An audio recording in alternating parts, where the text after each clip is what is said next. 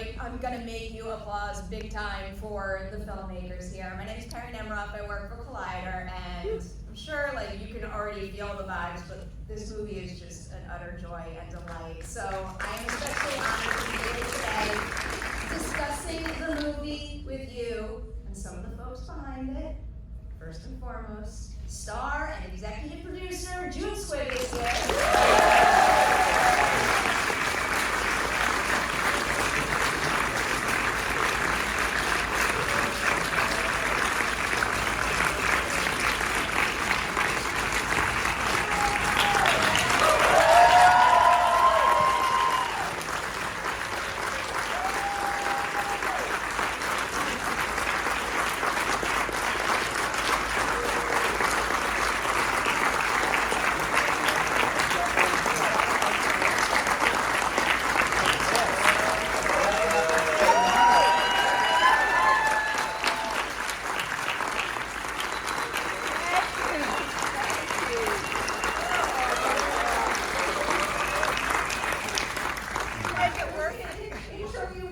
Oh, it's okay. We came together. You make it work to come out. We also have writer, director, and editor Josh Margolin here.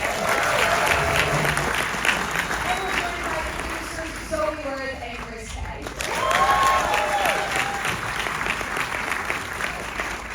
Congratulations, everyone. It's been a real big treat watching this movie soar from Sundance to here and inevitably beyond. So I'm very happy to be here talking to you all right now. Josh, you're getting my first big two-part question here. I think people got a little bit of a taste of this at the end, but can you tell us the idea that started this all? But then I also want to know if you had a great story moment on the script, something you came up with that made it feel especially whole. Yeah, so the idea was born of basically a real scam call my grandma got. It's pretty much almost verbatim what's in the movie, at least according to her. But yeah, my family got panicked, everybody kind of spiraled out, and luckily, in real life, we were able to step in and intervene like right before she sent the money. So it was a sort of a buzzer beater moment. But it definitely got me thinking, and got my wheels turning, and got me, imagining what might have happened if she had set out to get it back. And I feel like she would have done a lot of what June does in the movie. So that was the seed of the idea. And I think what got me really excited about it was trying to tell that story sort of through the lens of an action movie, and to celebrate like her tenacity and her determination. So I think, honestly, my grandma's hearing aids do that hearing aid thing. They do that like microphone setting, where basically at a busy restaurant, if she's having trouble hearing, we can switch it to microphone and pass that around, and it feeds directly into her ears. And that always kind of felt like a spy device to me.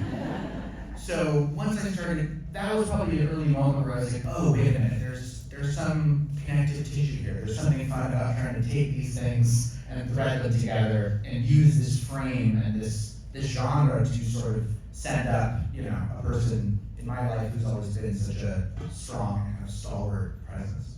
Great success with that. It's fun and it's got so much heart in it.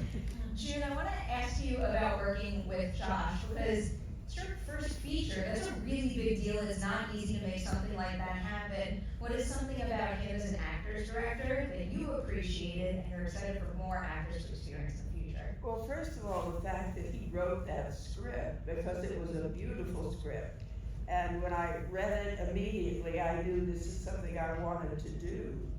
And I never thought much about him being a first-time director. I really didn't. I mean, we started working, and it was good. Everything. It was good for you? Was it good for you? It was right. So there you go. No, it worked. It just worked. Very much. We see it in the end result big time. Zoe and Chris, big question for the two of you. So you commit to making this movie. Before going into production, what aspect of it or what specific scene did you think was going to be the toughest to pull off? And ultimately, was it, or did it everyone catch by surprise? I'm trying to think of what I thought would be tough. I think I was in such a fugue state the whole time.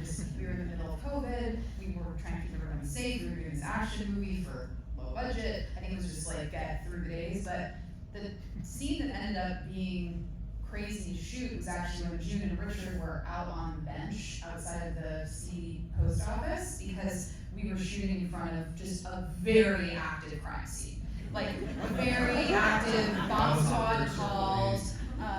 We at first it was like, this is kind of noisy. You're okay, there's a helicopter, there's a couple of helicopters. And then our job as producers besides getting the day, we're like, are we unsafe right now? And the cops were saying, you're fine, if the bomb squad does arrive, we're shutting you down. I mean, I think the scooter chase, I thought, in the hallways was going to be, I mean, we had all these contingency plans for how we were going to shoot that. You know, we were really trying to figure out how to shoot it where the action felt big enough that June didn't have to drive the scooter very much. And as it all turned out, June really drove that scooter.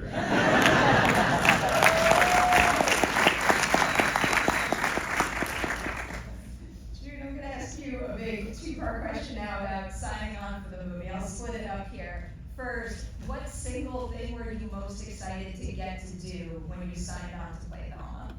Riding that scooter. I thought that was gonna be more fun than anything. I think that's totally reasonable. The other half of that now, can you tell us something that was more creatively fulfilling to do in the movie than you ever could imagine at the start? The scene in the graveyard was always a big favorite. For the first time I read it, I thought, oh boy, that is gonna be a juicy thing to shoot. It's gonna be wonderful. And I, in the meantime, then met Fred, and we got along really well. And I think that shooting that scene is one of the most fulfilling film moments I have ever filmed. I love that. I do have some Fred questions too. I'm a huge fan of his. I think he just has this, I don't know, this like one-of-a-kind energy that he brings to every role I've ever seen. And then first for you, June, is there anything you saw him do on set as an actor that kind of signaled to you, like, this is why he has that special spark that makes him so unique? I think his reactions that he came up with to his mother and father, because they were different all the time, and they were different with each shot that he would do of a scene. So he really, I mean, he works from, instinct completely, I think. He, like, really next level work from him. Yeah. Josh, I'm gonna come your way with that now, because in a sense, like, Fred is kind of playing you, so what was it about him that made you think, I can trust him with me? It's a great question, and it's funny too, because the script was originally written for somebody in their, circa 30, like a sort of a different transitional moment in life.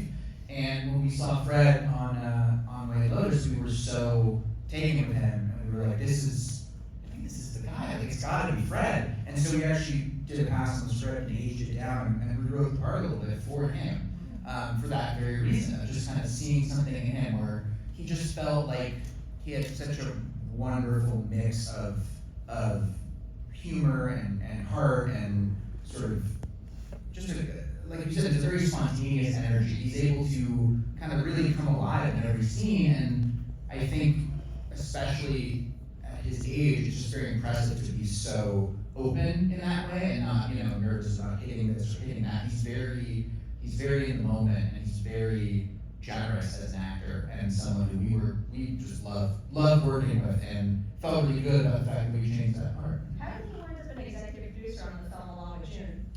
Early on, they were the first two people who came on board, June and Fred. They sort of gave us that stamp of legitimacy as we were cobbling this thing together from the get, and we just trusted their instincts too as creative people and wanted them to feel empowered, and it just felt like it just made sense, and we kind of all built from there. But yeah, I love hearing that. It's vital to getting films like this off the ground. It's important, it should be celebrated, and it should be known too. You also have an exceptional ensemble around the two of them. What is it like having your first feature with folks like June, of course, and Fred, but also Richard Roundtree, Parker Posey, and Clark Gregg? it was very intimidating, but then it was great because it was there were definitely moments where I had quite a bit of imposter syndrome and felt like this is crazy how did all these people sign up to do this? But Richard told you had to cast. Richard also did tell me I had to cast him. He was right. He was right, and I'm glad I listened to him. But honestly, it was a gift in making the movie because, you know, as a first-time director, you want to have basically everybody else on set have done their jobs more times than you, and that goes, you know, double for your cast. And having people like June and Richard and not people who can set the tone and just be these, you know, carry these legacies and amazing careers that they've had and bring that kind of ease and comfort and confidence to the thing, it quickly goes from sort of the feeling of, oh my God, are these people going to see right through me? Am I going to be fired from my own script? To, oh wow, thank God we have this team and we have these people who can really breathe life into things and make them feel both somehow just how I imagined and also completely their own. So you have all of them in the movie. You also have someone else who's like in the movie but not in the movie, and Tom Cruise. I am very curious. Do you know if he's seen the movie, if he knows how heavily he's involved? I don't think he's seen it, because I think we would have heard from him, but you sent it to him.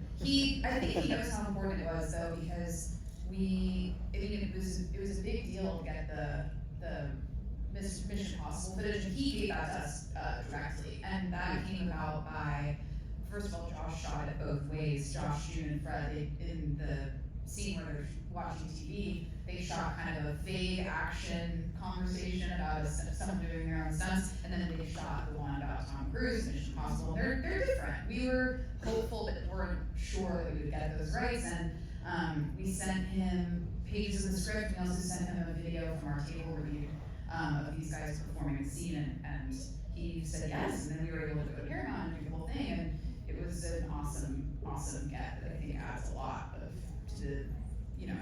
We've been trying to track it down. We're gonna get it. If I ever cross paths with Tom Cruise for a new movie, the first thing I'm gonna ask him is, what did you think of Yes. this? I think I'm not lying about that either now. Zoe and Chris, I'll throw this your way. And actually, the crime scene story might be an example of this, but can you tell us about a time on set when things maybe weren't going to plan, you found a creative way to pivot, and now a scene in the movie is better off because of it? There was, you know, like Zoe was saying earlier, we were filming right in the middle of COVID, and there was a time when we were filming in Mona's house, and somebody had just come back positive, and we were trying to make a choice between whether we let our gaffer stay on set or not. Who was testing negative? But they were all obviously all together, and the choice was made to remove that person, which means we didn't have any lights in Mona's house. Right. And you know, when I watch the scenes now, I think the lighting is so beautiful, and it's all natural, and it's all this like golden light, and I'm happy it all worked out that way. And that person did test positive, actually, so it was the right choice. My mind goes to, this is not quite an on the set question, but but the role of Ben. I mean, we were going to work with an actor who wasn't well enough to play the part. He wasn't physically up for playing it at the end of the day, and then we had to pivot quite close to production, and it's obviously such a, it's a really important role. And then the second that Josh and Richard met, it just seemed so clear that it had to be Richard, who we miss a lot. And so that was a wonderful turn of events. Absolutely perfect casting across the board. Because you were just bringing up crew members, I'll ask this, but I'll preface this question by saying it's a little unfair. Every single person on this production is important, but to highlight more, we get to talk to you today, and that's wonderful, to highlight more people who helped make THELMA happen, can you each name an unsung hero on this production? Someone who, swooped in and maybe elevated your own work in a way you didn't expect. My mind goes to Molly Lem, who was our first TPA. And Molly was basically June's right-hand man alongside Kelly Sweeney, June's wonderful assistant, who was also a huge part of the production because June June is so integral to every scene, but I would say Molly, our first EPA. I'm gonna shout out Paul because he's here. Yes. There he is. Paul is our prop master of the movie, and Eric is here, and so many items that have become so central. I have June's purse on. And always had June's purse on, Yeah. just as, you never know when she was gonna need it. But just so meticulous, so thoughtful, and yeah, that scooter has become it's such a central part of the movie now. Paul's very responsible for keeping that thing running properly and making sure we have the right look and the right needs and putting a limiter on it eventually, because it actually went about 30 miles an hour. So that was very important. I'll shout out our sound team actually, Armando and Dylan who ran the boom. They are a great team because you never noticed they were there. It was just like Dylan who was running the boom, like he had these amazing ways of holding it, where you'd be a million miles away, he would have it in the perfect place, and sound makes or breaks an independent film, and I think we just had really great sound, honestly.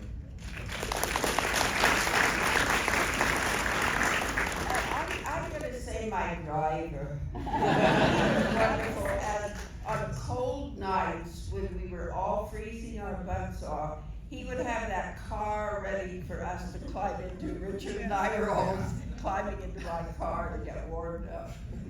I want to say one more. This is kind of a bigger shout out, which is that we shot the care home in the movie is shot at the MPTF, which is Motion Picture Television Fund, and they have a residential living campus in Woodland Hills. And Jen Clymer is she's some kind of boss over there. But one thing that she runs there is it's basically the MPTF, for those that don't know, is it's a 100-year-old charity that takes care of people in the entertainment industry if they're sick, if they're retired, if they're ill, if they've fallen on hard times. And one amazing thing about them is that they have this program called Creative Chaos, where all these people who live there have their own TV station, they make movies together, they do all this amazing stuff. And we worked with Jen and some of the residents closely and shot at that location. She was another anchor for what became a huge part of our shoot. Definitely worthwhile thing to highlight right now. I'm gonna toss it to all of you in just a moment, so if you have any questions, put them in your back pocket. We're gonna get to as many as we possibly can, but for my last question, and that's all my favorite question in the world. I ask it a lot. I'll warn you, nobody likes it because it kind of puts you on the spot. I find that nobody in this business tells themselves good job enough. We give each other awards and that's super cool, we should keep doing that. But I think people need to celebrate their own accomplishments. So can you each tell me something you did making Thelma that you know you'll be able to look back on and say to yourself, I am so proud of what I did there.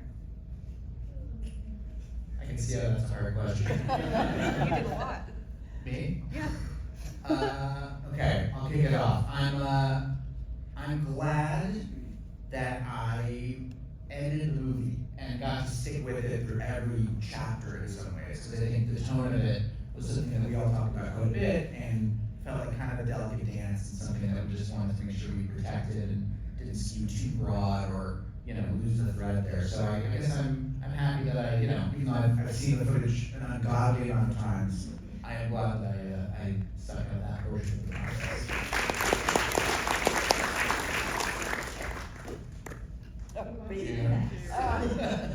Well, I think I always go into anything acting-wise with the attitude that I'm going to learn something.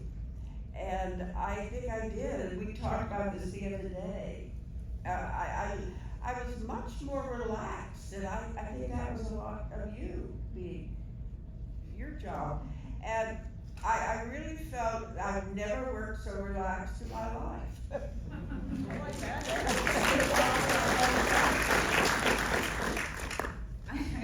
I don't know.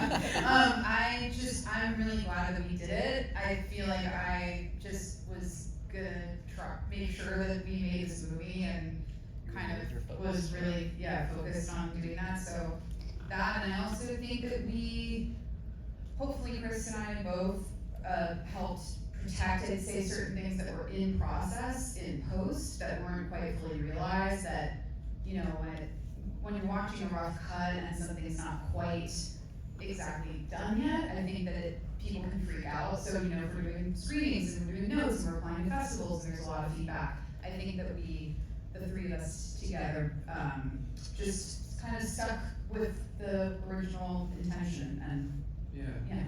exactly that. I was gonna have the same answer. I'm proud that we did it, that we pulled it off, that it, you know, grew from such a small place and sort of grew under our feet in that way, and that we ran a safe set. I'm proud of that, and I'm proud of everybody. That's true, that's true, that's me, yeah. Beautiful answers all around. All right, now all of you are up. We're gonna get to as many as possible. I'm gonna go to the first hand I saw right here. I'm gonna grab a mic, hold on, I'm gonna take one from you, sorry. We pass this around. Hi there. First of all, this is the second time I've seen the movie. It's one of the best movies of the year. My question is for June. I'm curious to know what kind of training did you have to do to get ready to do your stunts in the movie? I actually started Pilates.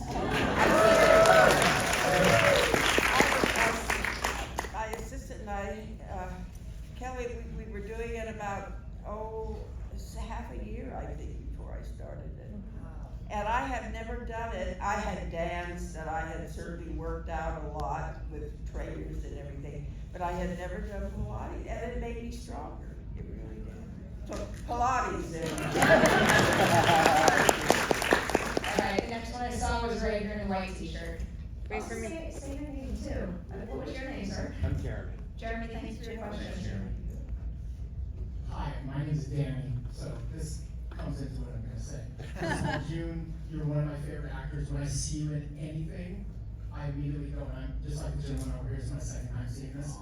I just wanted to thank you all, because that last scene, I lost my grandma about a year and a half ago, and that scene makes me feel better, and makes me feel like she knows that everything's gonna be okay. So I know that means a lot to you. All of you here made a beautiful piece of work, and I just wanted to thank you all for that. I feel like we just like save you from walking too much. Let's go back there and stay on this side first, and then we'll cut over.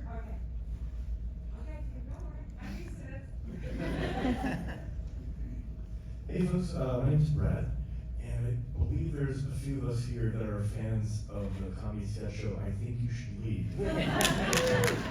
I would love to know how you guys came across Ruben Rabasa. Is that his name?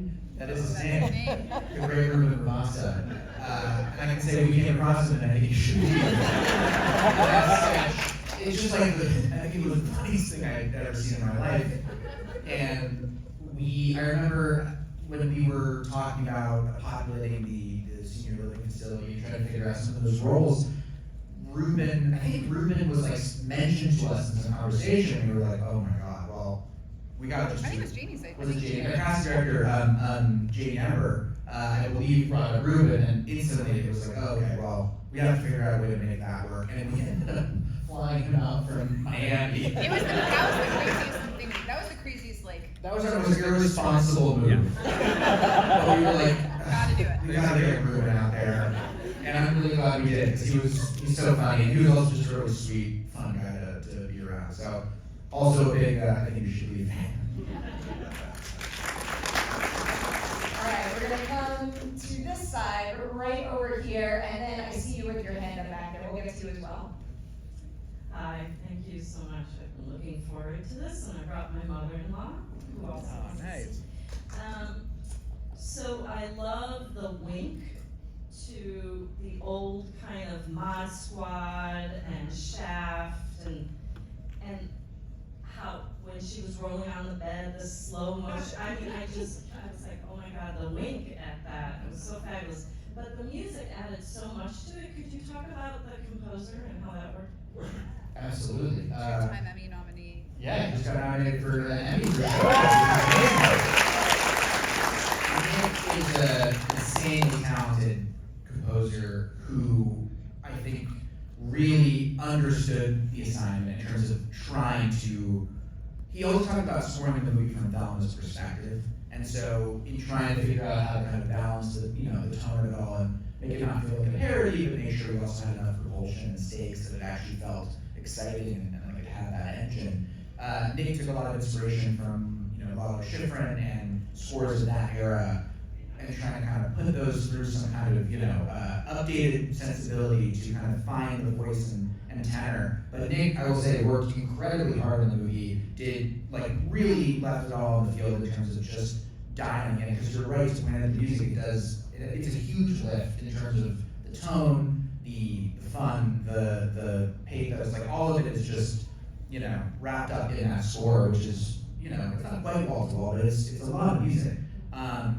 And he just he recorded actually a bunch of we recorded in the studios called East West, which is actually where I think they recorded the original Mission Impossible theme song, which was very cool. But we ended up recording a bunch of live instruments because we always wanted it to feel kind of tactile and alive in that way. So he had a wild process. We recorded all of these individual pieces, like a drummer, a flute player, horn players, and he ended up kind of shaping it all together, but from these separate stems, which was amazing. All right. Yeah, Agreed. Yeah, but That's our last one. I promise this is that person in the back over there. Take us home. The pressure's on. Oh, so much pressure. Hi, I'm Sarah. I'm a recent film student graduate, and I actually shot a short at that cemetery that you guys.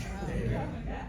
But I was wondering if you guys had any advice for young, budding filmmakers and people trying to make it in the industry that is so fun of a time to try and make it right now. And just how you find your people and finding cool producers and people to work with and stuff like that.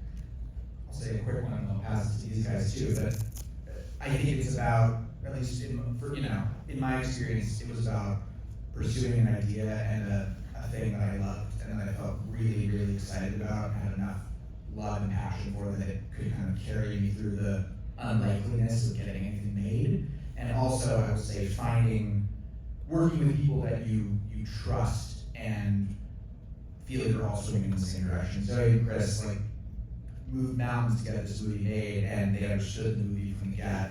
And even June coming on early days was another sort of stamp of approval that gave us a lot of momentum. So I think for me it was a mix of really just pursuing the thing that you're the most excited about, not the thing you think someone else is going to want for you, which is very easy to do because there can be a lot of noise and there can be a lot of mandates and things that seem to be happening around you. But it's really, I think, blinders on and just pursuing the thing you love and sort of pushing that forward and finding a team who believes in it as much as you do and all digging in together. I was gonna say blinders on.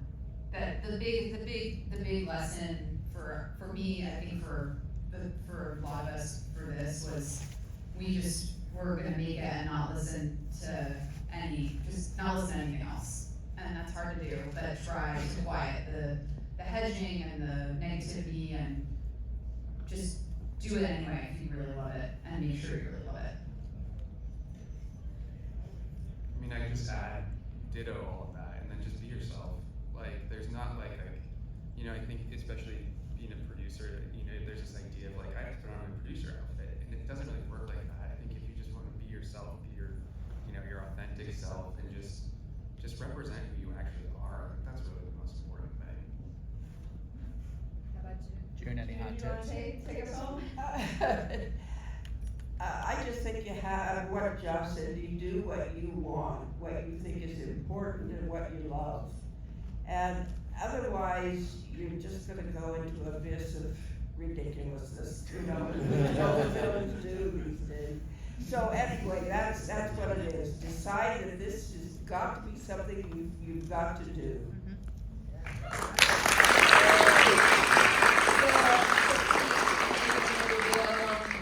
This special, so congrats to you and everyone. You got homework. Go and keep spreading the word. Film's doing very well right now, but we gotta amplify it even more. So get on that. Congratulations, all. Thank you.